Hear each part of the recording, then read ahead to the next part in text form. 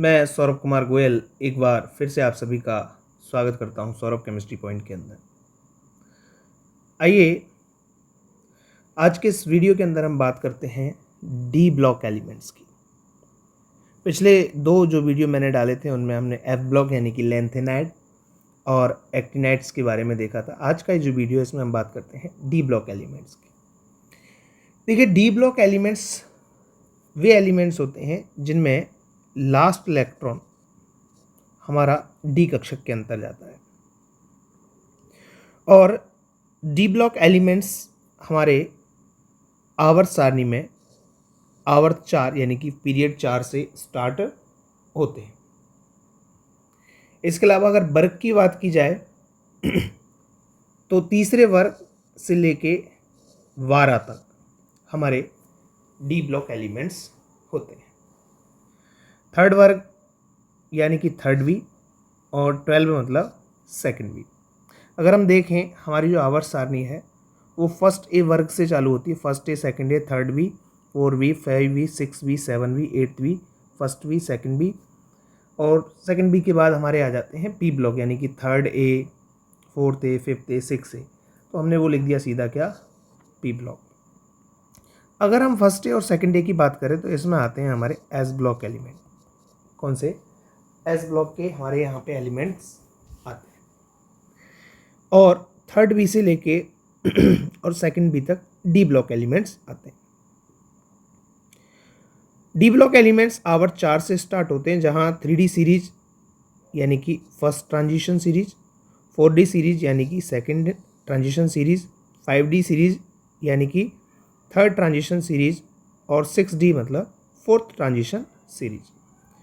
अगर हम बात करें 3D सीरीज की तो ये स्कैंडियम से और जिंक तक होती है। स्कैंडियम यानी कि 21 से और 30। 4D यानी कि सेकेंड सीरीज की अगर बात करें तो येट्रियम 39 से और कैडमियम 48 तक होती है। यहाँ भी हमारे 10-10 एलिमेंट हैं दोनों में। अब आते हैं हम 5D सीरीज। 5D सीरीज जो है हमारी हॉफनियम 72 से और मरकरी 80 तक होती है और यहाँ पे एक एलिमेंट La ये भी हमें डी ब्लॉक में देखने को मिलता है 57।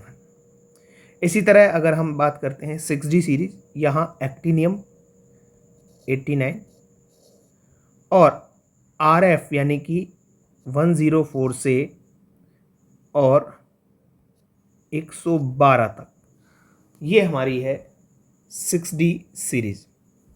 अब हम देखते हैं 57 से और 71 तक के एलिमेंट और बेटा यहाँ 89 से 103 तक के एलिमेंट ये होते हैं लैंथेनाइड और ये हमारे होते हैं एक्टिनाइड्स, जिनको कि पीरियोडिक टेबल में सेपरेटली नीचे रखा गया है। बात करते हैं आगे। डी ब्लॉक के जो एलिमेंट्स हैं उनको हम कहते हैं ट्रांजिशन एलिमेंट्स। अब ट्रांजिशन एलिमेंट्स क्या होते हैं? ट्रांजिशन एलिमेंट्स या ट्रांजिशन तत्व वे तत्व होते हैं जिनमें डी कक्षक आंशिक रूप से भरा हो या अपूर्ण हो। फॉर एग्जांपल मैंने बात की, जैसे मैं बात कर लेता हूँ Mn की, Mn25। अब ये डी ब्लॉक में आता है। हम देखते हैं ये संक्रमण तत्व है या नहीं। अगर इसका हम इलेक्ट्रॉनिक कॉन्फ़िगरेशन लिखें तो इसका इलेक्ट्रॉनिक कॉन्फ़िगरेशन आता है 3d5 4s2। दैट मीन्स यहाँ हम देखें कि डी जो ऑर्बिटल है ये आंशिक रूप से भरा हुआ है। दैट मीन्स Mn जो है हमारा संक्रमण तत्व है। लेकिन हम देखें जिंक, कैडमियम, मरकरी और हमारा जो 112 नंबर का जो एलिमेंट है ये हमारा संक्रमण तत्व नहीं है। अब ये संक्रमण तत्व नहीं है, क्यों नहीं है इसको भी हम देख लेते हैं। देखिए, अगर मैं बात करूं जिंक की, फॉर एग्जांपल मैं बात करता हूं किसकी, जिंक की, तो जिंक हमारा संक्रमण तत्व यानी कि ट्रांजिशन एलिमेंट्स नहीं है। इसका रीजन क्या है? देखिए, जिंक जो होता है वो होता है 30। इसका जब हम इलेक्ट्रॉनिक कॉन्फ़िगरेशन भरते हैं 3d10 4s2, यानी कि यहाँ d ऑर्बिटल पूर्ण रूपेण भरा हुआ है। लेकिन हमारी डेफिनेशन क्या कहती है ट्रांजिशन एलिमेंट की, कि d कक्षक आंशिक रूप से भरा हो या फिर कैसा हो, अपूर्ण। इसलिए जिंक, कैडमियम, मरकरी और हमारा UUB यानी कि 112 नंबर का जो एलिमेंट है ये संक्रमण तत्व नहीं है। ठीक है, चलते हैं आगे। अगर हम बात करें डी ब्लॉक एलिमेंट्स के इलेक्ट्रॉनिक विन्यास की, डी ब्लॉक एलिमेंट्स के इलेक्ट्रॉनिक विन्यास की अगर बात की जाए तो इनका जो कॉमन इलेक्ट्रॉनिक विन्यास होता है वो होता है n-1 d 1 to 10 और ns 1 to 10। डी के अंदर 1 से लेकर 10 तक इलेक्ट्रॉन हो सकते हैं और एस के अंदर 1 से लेकर 2 तक इलेक्ट्रॉन हो सकते हैं। ठीक है, ये कॉमन इलेक्ट्रॉनिक विन्यास रहेगा, आप सबके देख सकते हो। हाँ, अगर 3D सीरीज के अंदर हम देखें, 3D सीरीज के अंदर अगर अपन देखें इलेक्ट्रॉनिक विन्यास की बात करें तो वहाँ एक क्रोमियम और एक कॉपर दोनों अपवाद हैं। इनको आपको याद रखना है, इनके इलेक्ट्रॉनिक कॉन्फ़िगरेशन को आपको याद रखना है। ठीक है ना, ये आप इलेक्ट्रॉनिक विन्यास देख सकते हो। सारे इलेक्ट्रॉनिक विन्यास आपको डी ब्लॉक के देख लेने हैं, मैंने आपको कॉमन इलेक्ट्रॉनिक विन्यास बता दिया। आगे बात करते हैं हम संक्रमण धातुओं के आकार की। लेफ्ट टू राइट जाने पर, फॉर एग्जांपल हम पूरी पीरियोडिक टेबल के अंदर अगर बात करें तो लेफ्ट टू राइट जाने पर संक्रमण तत्वों का आकार घटता है। अगर हम कंप्लीटली पीरियोडिक टेबल के रेस्पेक्ट में बात करें SP-D ब्लॉक को मिला के, लेकिन अगर प्रॉपरली डी ब्लॉक के अंदर देखा गया तो स्कैंडियम से लेके जिंक तक साइज में डिफरेंस आ रहा था। फर्स्ट 4 की साइज डिक्रीज हो रही थी, उसके बाद सेकंड 4 की कांस्टेंट थी और उसके बाद बाकी के 2 की साइज इंक्रीज हो रही थी। ऐसा क्यों हुआ? देखिए, स्कैंडियम से लेके क्रोमियम तक की साइज घट रही है, मैग्नीज से लेके निकल तक की साइज कांस्टेंट है और कॉपर और जिंक की साइज क्या हो रही है, इंक्रीज हो रही है। ऐसा क्यों हुआ? अगर हम बात करें ऐसा क्यों हुआ, बेटा हमने बात करी थी 11th क्लास में, आपने देखा हुआ एक होता है सिल्डिंग इफेक्ट और एक होता है जेड इफेक्ट। यहाँ अगर हम देखें फर्स्ट 4 के अंदर, यहाँ अगर देखा जाए तो जेड इफेक्ट का मान ज़्यादा है किससे? सिल्डिंग इफेक्ट से। किससे? सिल्डिंग इफेक्ट से। अब सिल्डिंग इफेक्ट से जेड इफेक्ट का मान ज़्यादा है, दैट मीन्स साइज क्या होती है? छोटी। अगर मैं बात करूं कांस्टेंट साइज की, दैट मीन्स यहाँ क्या है रीजन? जेड इफेक्ट बराबर किसके है? सिल्डिंग इफेक्ट के। किसके बराबर है? सिल्डिंग इफेक्ट के। इसलिए यहाँ साइज कैसी है? कांस्टेंट। लेकिन कॉपर और जिंक की साइज क्या हो गई बेटा? इंक्रीज हो गई। यहाँ जो रीजन है वो हमारा है जेड इफेक्ट का मान डिक्रीज हो जाता है किससे? सिल्डिंग इफेक्ट से। इससे बेटा? सिल्डिंग इफेक्ट से। इस वजह से यहाँ साइज के अंदर वेरिएशन हमें देखने को मिलता है। अब मैं आपको एक शॉर्टली बता देता हूँ सिल्डिंग इफेक्ट और हमारा जेड इफेक्ट के बारे में थोड़ा सा। देखिए, जैसे फॉर एग्जांपल हमने कोई भी एक न्यूक्लियस लिया, इस न्यूक्लियस के अंदर कौन है? Proton, neutron. ये इस न्यूक्लियस के चारों ओर क्या है बेटा? ऑर्बिट है। क्या है? ऑर्बिट। ये जो ऑर्बिट मैंने मान लिया, इसको मैंने मान लिया n-1 d ऑर्बिट और ये है हमारा ns ऑर्बिट। अब होता क्या है, जैसे जैसे इलेक्ट्रॉन बढ़ते हैं, जैसे जैसे इलेक्ट्रॉन बढ़ेंगे यहाँ प्रोटॉन और न्यूट्रॉन की संख्या बढ़ेगी और प्रोटॉन न्यूट्रॉन की संख्या बढ़ने के साथ साथ ये जो n-1 d कक्षक है, यहाँ इस n-1 d कक्षक के अंदर इलेक्ट्रॉन्स क्या होंगे? बढ़ेंगे। और इलेक्ट्रॉन्स अगर बढ़ रहे हैं बेटा, यहाँ देखिए, यहाँ डी के अंदर इलेक्ट्रॉन्स बढ़ रहे हैं तो ये बाहर वाले इलेक्ट्रॉन्स को क्या करेंगे? रिपेल करेंगे। क्या करेंगे? रिपेल, यानी कि प्रतिकर्षित करेंगे। क्या करेंगे? प्रतिकर्षित।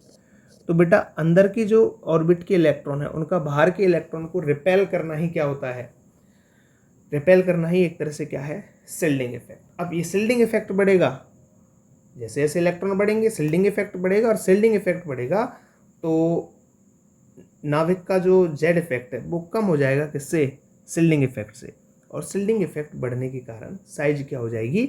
इंक्रीज हो जाएगी। ठीक है, ये मैंने आपको शॉर्टली बता दिया और अलग से हम इसका एक वीडियो बना लेंगे जिसमें हम सिल्डिंग इफेक्ट को और अच्छे से समझ लेंगे। ये हमने बात करी पीरियोडिक टेबल में लेफ़्ट टू राइट जाने पर, यानी कि डी ब्लॉक के अंदर अगर हम लेफ़्ट टू राइट जाते हैं तो साइज में किस तरह का वेरिएशन हमको देखने को मिलेगा।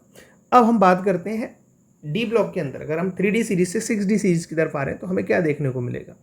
अगर हम ओवरऑल पीरियोडिक टेबल की बात करें तो अप टू डाउन आने पर साइज क्या होती है, इंक्रीज होती है। ये हमें पता है बिकॉज क्या होते हैं, नंबर ऑफ ऑर्बिट इंक्रीज होते हैं ऊपर से नीचे आने पर, इसलिए साइज इंक्रीज होगी। लेकिन देखा गया कि 3D से 4D में अगर हम आ रहे हैं तो साइज इंक्रीज हो रही है। ओवरऑल इसने कंप्लीट रूल को फॉलो किया। लेकिन अगर हम देखें 4D से अगर हम 5D में आते हैं तो लगभग इनका आकार समान रहता है, किसी तरह का कोई चेंज नहीं आता है। तो बेटा इसका जो रीज़न है, मेन रीज़न है, वो है लेंथेनाइड संकुंचन। क्या है? लेंथेनाइड संकुंचन। लेंथेनाइड संकुंचन के कारण यहाँ 4D और 5D के जो एलिमेंट्स हैं उनके आकार में कोई चेंज नहीं आता है। इसी तरह 5D से 6D में जब जाते हैं तब भी आकार कैसे रहते हैं? समान रहते हैं। इसका रीजन भी ये है, क्या? इसका रीजन है बेटा एक्टिनाइड संकुंचन। क्या है? एक्टिनाइड संकुंचन। यहाँ एक्टिनाइड संकुंचन के कारण जो आकार है उसमें किसी तरह का कोई चेंज देखने को नहीं मिलता। अब लेंथेनाइड संकुंचन क्या होता है, एक्टिनाइड संकुंचन क्या होता है, ये मैंने आपको बताया है। ठीक है ना। चलिए अब बात करते हैं आगे। आगे हम बात करते हैं डी ब्लॉक के लिए आयनन ऊर्जा की। बात करते हैं बेटा आयनन ऊर्जा की। देखो आयनन ऊर्जा आप जानते हो, कोई भी एक गैसियस एटम है, फॉर एग्जांपल कोई गैसियस एटम है, इस गैसियस एटम से मुझे एक इलेक्ट्रॉन निकालना है।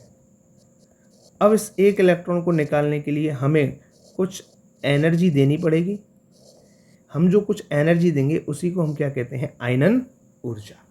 तो अब हम देखते हैं डी ब्लॉक एलिमेंट्स जो होते हैं उनमें लेफ्ट टू राइट जाने पर, अप टू डाउन आने पर आयनन ऊर्जा में किस तरह का चेंज हमको देखने को मिलेगा। ठीक है ना।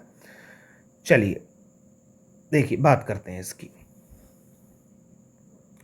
अगर हम पीरियोडिक टेबल के अंदर देखें, ठीक है, तो सबसे लास्ट में जो आते हैं हमारे जो 3D 4D 5D 6D series है, इनमें सबसे लास्ट में जो एलिमेंट आते हैं वो आते हैं जिंक, कैडमियम, मरकरी और Cn। कौन कौन से आते हैं भाई? जिंक, कैडमियम, मरकरी और Cn। इनके अंदर देखा गया कि इनके प्रथम आयनन विभव के मान सबसे ज़्यादा हैं इन चारों की। इसका रीजन ये था क्योंकि जैसे जिंक की बात करें तो इसका इलेक्ट्रॉनिक कॉन्फ़िगरेशन है 3d10 4s2। भाइतम कोष के या लास्ट इलेक्ट्रॉनिक विन्यास यही है इसका। तो आप देखोगे डी भी पूर्ण पूरित है और एस भी पूर्ण पूरित है। अब जब ये दोनों फुली फिल्ड है तो क्या ये इलेक्ट्रॉन आसानी से निकालेगा? नहीं निकालेगा। अब जब आसानी से नहीं निकालेगा तो एनर्जी ज़्यादा देनी पड़ेगी, इसलिए इनकी फर्स्ट आयनन ऊर्जा के मान क्या होते हैं? ज़्यादा होते हैं। इसी तरह अगर हम कैडमियम की बात करें तो यहाँ क्या हो जाएगा? 4d10 5s2।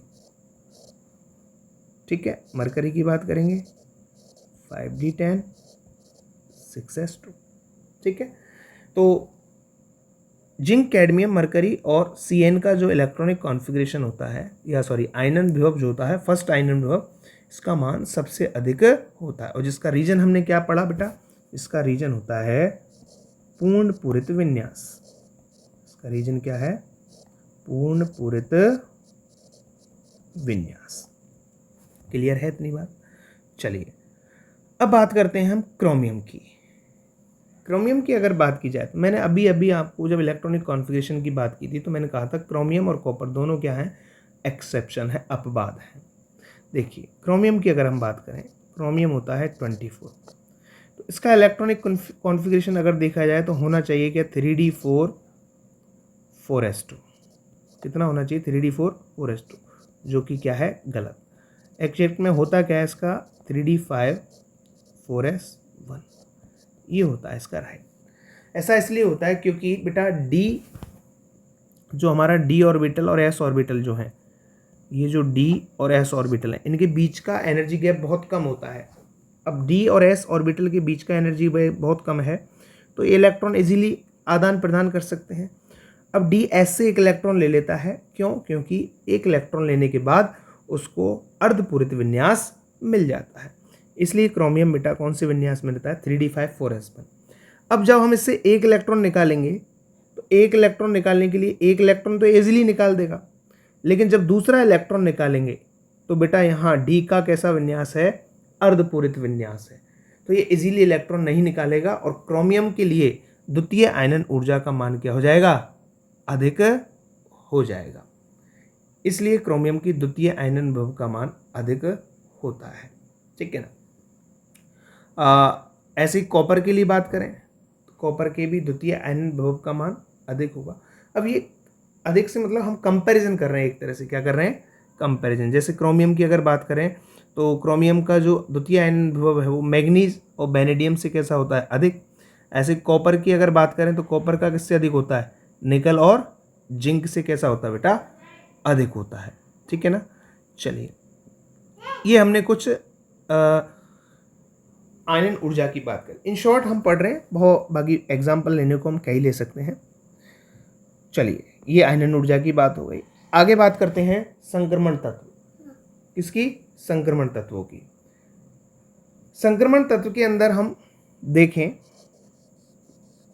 कोई भी संक्रमण तत्व यदि अपनी लो ऑक्सीडेशन स्टेट में है तो उसके कंपाउंड्स के अंदर जो बंध होंगे वो कैसे होंगे? आयनिक, और उसकी जो नेचर होगी वो कैसी होगी? क्षारीय।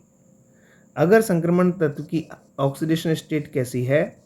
हाई, तो बनने वाले यौगिक कैसे होंगे?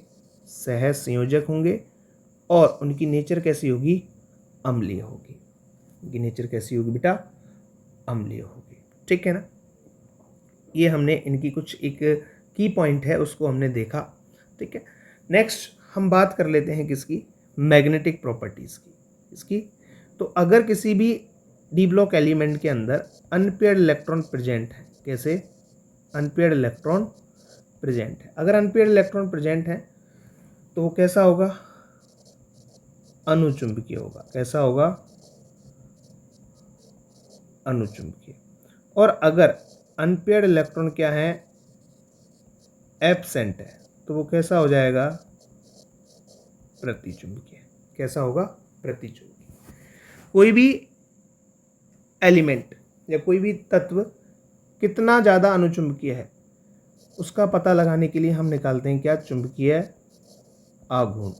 और चुंबकीय आघूर्ण निकालने का फॉर्मूला होता है n×n+2 अंडर रूट, इसका यूनिट होती है बोर मैग्नेटॉन, ठीक है। फॉर एग्जांपल मैं देखता हूँ, कोई भी एक एग्जांपल ले लेते हैं और उसका हम निकालते हैं क्या? मैग्नेटिक मोमेंट निकालते हैं। उसका क्या निकालते हैं? Magnetic moment. जैसे मैंने एक ले लिया Fe+3 ले लिया, मैंने ले लिया आपका Fe+3। Fe+3 के अंदर देखते हैं तो Fe+3 यानी कि Fe का अगर हम विन्यास देखें कितना, एटॉमिक नंबर देखें कितना होता है? 26, यानी कि 3d6 4s2। अब इसने 3 इलेक्ट्रॉन निकाल दिए, दैट मीन्स कितना बचा? 3d5 4s2, ठीक है। डी के अंदर कितने कक्षक होते हैं? 1 2 3 4 5 इलेक्ट्रॉन भरे, 1 2 3 4 5। एस कैसा है? खाली है। तो हमने देखा कितने अनपेड इलेक्ट्रॉन हैं? 5 हैं। दैट मीन्स यहाँ एन की वैल्यू कितनी हो गई? 5। हमने वैल्यू पुट की 5 × 5 + 2, कितना आया? √35। 36 का होता है 6, तो 35 हो गया, लगभग 5.9 बोर मैग्नेटॉन। ये इसका क्या निकल के आ गया? चुंबकीय आघूर्ण निकल के आ गया, ठीक है ना। इस तरह से हमें क्या निकालने हैं? चुंबकीय आघूर्ण निकालने हैं, ठीक है। और भी कई सारे एग्जाम्पल हैं तो आप उनको खुद से कर लेना।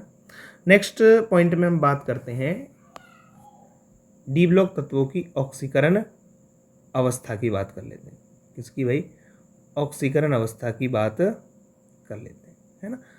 तो जनरली जो है इलेक्ट्रॉन डी ब्लॉक्स के अंदर सबसे पहले जो निकलेगा वो कहाँ से निकलेगा? एस ऑर्बिटल से निकलेगा।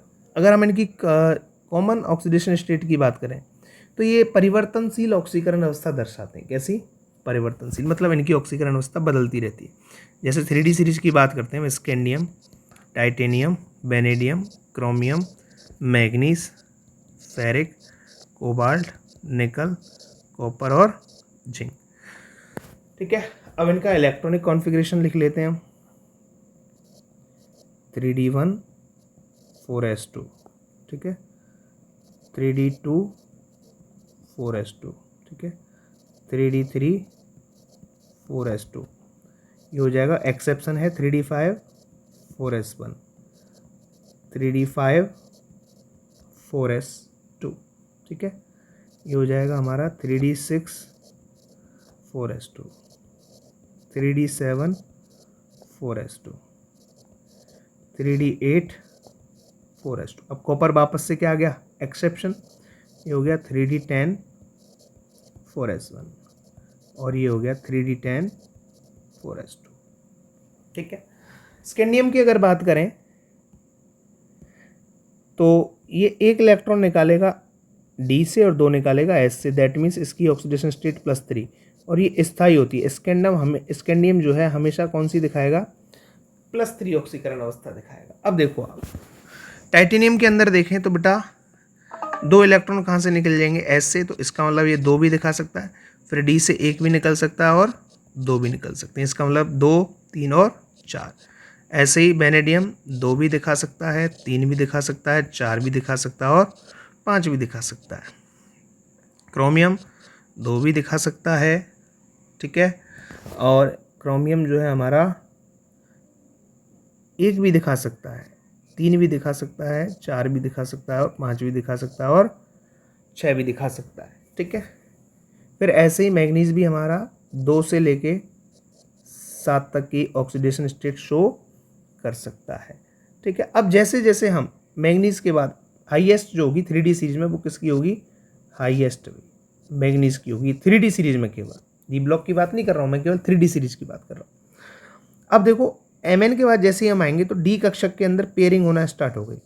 अब पेयरिंग होना स्टार्ट हो गई तो ऑक्सीकरण अवस्था भी घटना स्टार्ट हो गई। अब ये 2 से कहाँ तक हो गई? 6 तक। 2 से कहाँ तक हो गई बेटा? 6 तक। और ये देखो यहाँ इसकी हो जाएगी 2, 3, 4 और अब इसकी कितनी रह गई? 5, क्योंकि एक इलेक्ट्रॉन और हो गया यहाँ पेयर, ठीक है ना।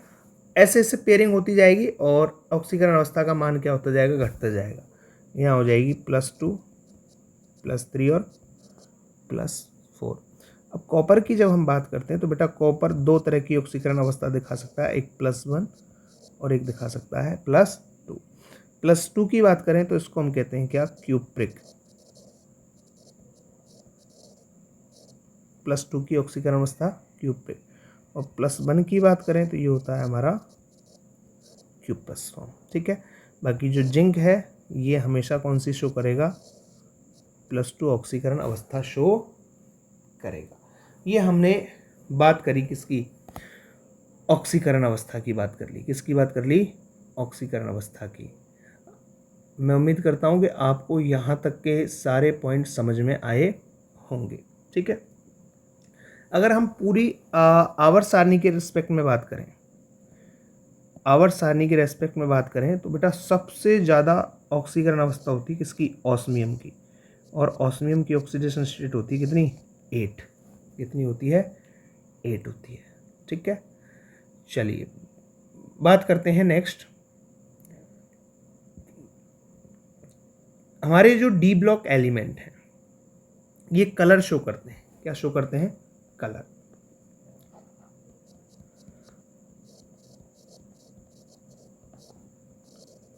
कलर शो करते हैं। अब इनके कलर शो करने का रीजन है बेटा अनपेयर्ड इलेक्ट्रॉन।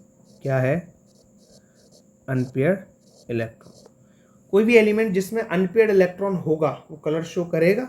अगर अनपेयर्ड इलेक्ट्रॉन नहीं है तो वो कलर शो नहीं करेगा। जैसे स्कैंडियम +3 की बात करता हूँ बेटा मैं, तो बेटा यहाँ 3D0 विन्यास है, एक भी इलेक्ट्रॉन नहीं है, दैट मीन्स ये कैसा होगा? रंगहीन, कलरलेस होगा, ठीक है। अगर मैं बात करूँ टाइटेनियम +4 की तो यहाँ भी 3D0 है, ये भी कैसा होगा? कलरलेस होगा, ठीक है। हाँ, अगर हम बात करें टाइटेनियम +3 की तो यहाँ एक अनपेयर्ड इलेक्ट्रॉन है और एक अनपेयर्ड इलेक्ट्रॉन होने की वजह से ये नील लोहित कलर शो करता है। कैसा? नील लोहित प्रकार का कलर शो करता है। ऐसे अगर हम बात करें वेनेडियम +4, यहाँ भी बेटा एक इलेक्ट्रॉन है, अनपेयर्ड इलेक्ट्रॉन है, और ये जो कलर शो करेगा वो कौन सा करेगा? नीला, यानी कि ब्लू कलर शो करेगा। ठीक है। अगर हम बात करें वेनेडियम +3 की, तो वेनेडियम +3 के अंदर 2 अनपेयर्ड इलेक्ट्रॉन है, और 2 अनपेयर्ड इलेक्ट्रॉन होने की वजह से ये जो कलर शो करेगा वो कौन सा करेगा? हरा कलर शो करेगा। कौन सा? हरा कलर शो करेगा। ठीक है। ऐसे ही अगर हम बात करें क्रोमियम +3 की, तो बेटा यहाँ 3 अनपेयर्ड इलेक्ट्रॉन है, और 3 अनपेयर्ड इलेक्ट्रॉन होने की वजह से कौन सा रंग शो करेगा? बैंगनी रंग शो करेगा। कौन सा? बैंगनी रंग शो करेगा।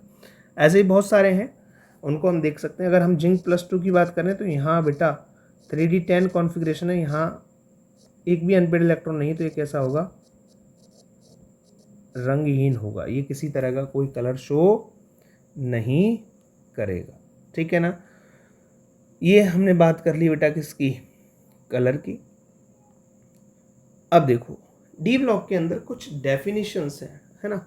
वो डेफिनेशंस मैं आपको थोड़ा सा बता देता हूँ, या आप उनको खुद से भी पढ़ सकते हो। मैं आपको बता देता हूँ आपको कौन कौन सी पढ़नी है। जैसे आपको एक तो पढ़ना है अंतराकाशी यौगिक, अंतराकाशी यौगिक। ठीक है।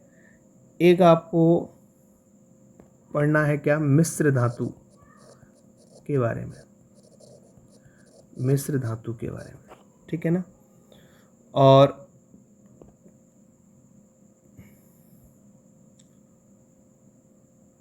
हाँ, ये 2 डेफिनेशन है जिनको आप एक बार देख लेना। बाकी